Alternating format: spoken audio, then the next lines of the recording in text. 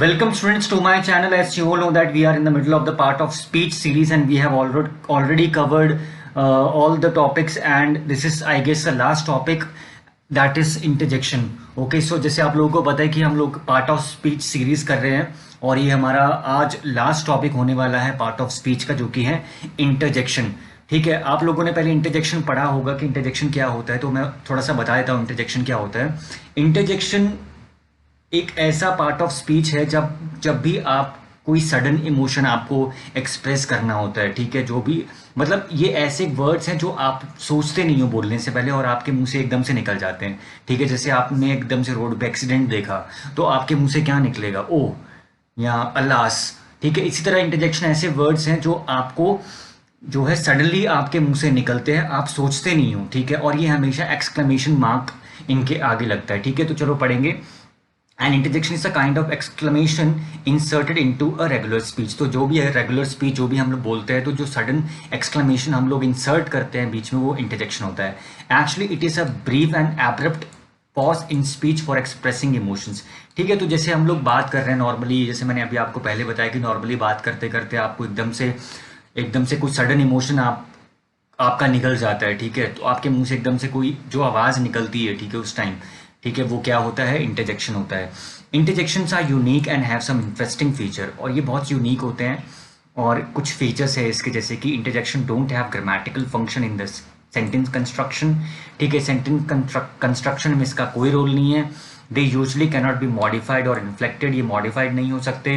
They do not have to have a relationship with other parts of the sentence.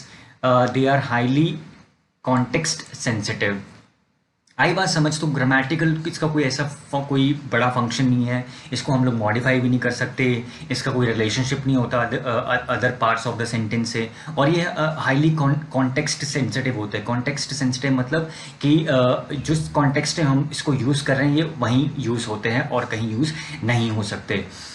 जैसे मैंने आपको पहले बताया कि आपने एकदम से एक्सीडेंट देख लिया और आपके मुंह से जो आवाज़ निकली, ठीक है, आप वहीं पे वो आवाज़ उसी सीन के लिए आप यूज़ कर सकते हो, जहाँ उसी सीन के लिए वो सूटेबल होगी, बाकी और कहीं यूज़ नहीं होगी.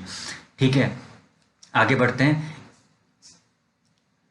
In spoken language, interjections are the words which instantly used to show our reaction to something. तो एक इंस्टेंट रिएक्शन जो आप लोग एकदम से शो करते हो, जो आपके इमोशंस एकदम से निकलते हैं, दे आर इनिशियल रिएक्शन. वो इनिशियल रिएक्शन होते हैं, sometimes do not even make sense, और कई बार वो सेंस भी नहीं बनाते.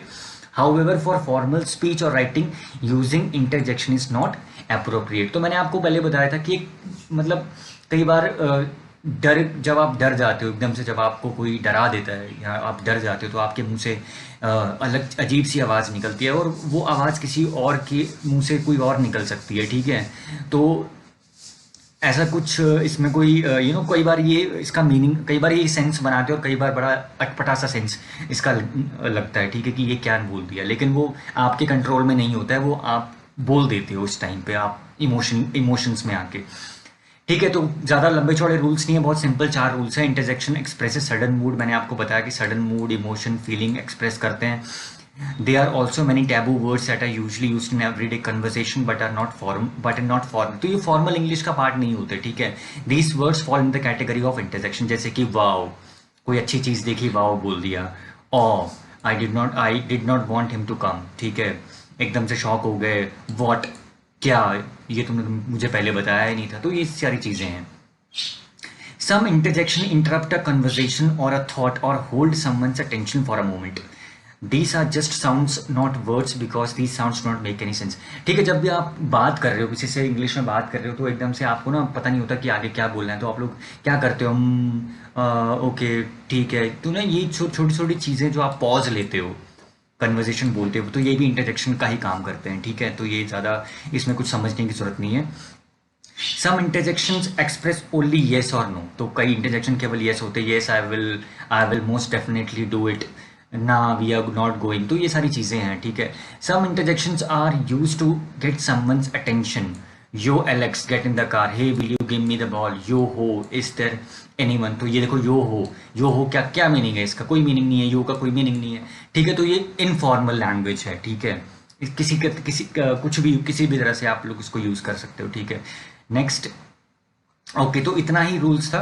आई गेस इंटरजेक्शनल फ्रेज भी होंगे, नहीं है इंटरजेक्शनल फ्रेज, ठीक है, वो फ्रेज में आप लोगों को मैंने ऑलरेडी पढ़ा दिया। तो बहुत ही सिंपल टॉपिक है इंटरजेक्शंस, ठीक है। बस ये याद आपको रखना है कि इंटरजेक्शंस ऐसे पार्ट ऑफ स्पीच है जिस पे आपका कंट्रोल नहीं रहता। आप सडन इमोशंस आपके जब निकलते हैं तो आपके मुंह से कुछ ना कुछ अजीब तरह की आवाज़ निकलेगी, वाओ, अल्लाह, सुर्रे, एकदम से, बिल्कुल, ठीक है। तो ये सारे क्या है, इंटरजेक्शंस का पार्ट होते हैं। आई बात समझ, बहुत ही सिंपल टॉपिक है, आई गेस आप लोगों को समझ में आ गया होगा। समझ में आ गया होगा तो वीडियो को लाइक करना, शेयर करना और प्लीज़ कमेंट करना। Thank you children, thank you so much, bye bye, take care and keep enjoying your life.